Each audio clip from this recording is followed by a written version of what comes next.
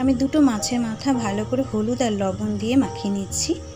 আর এদিকে আমি কড়াই গরম করে কড়াইয়ের মধ্যে তেল দিয়ে মাছের মাথা দুটো ভালো করে ভেজে নিচ্ছি। দেখো মচমচা করে ভালো করে ভেজে নিচ্ছি।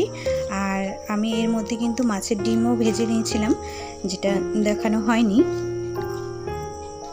এই দেখো, ওই তেলে আমি দিয়ে দিচ্ছি দুটো ফোড়ন, তার মধ্যে হচ্ছে দুটো শুকনো লঙ্কা, দুটো তেজপাতা আর সামান্য একটু সাদা জিরে। ভালো করে ফোড়ন দিয়ে তার মধ্যে দিয়ে দিচ্ছি পেঁয়াজ কুচি। পেঁয়াজ কুচিটাকে আমি ভালো করে লাল লাল করে ভেজে নিচ্ছি। এর মধ্যে দিয়ে দেবো কয়েকটা চেরা কাঁচা লঙ্কা আর কয়েকটা সবজি, যার মধ্যে আছে গাজর, আলু, মিষ্টি কুমড়ো, বেগুন আর মিষ্টি আলু।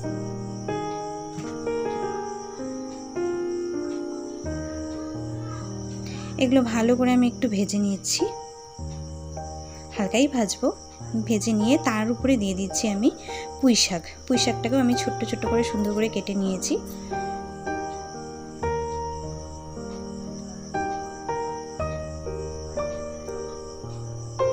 দেখো ভালো করে একটু নাড়িয়ে নিয়ে তার মধ্যে দিয়ে দিচ্ছি 1 চামচ হলুদ আর 1 চামচ লবণ।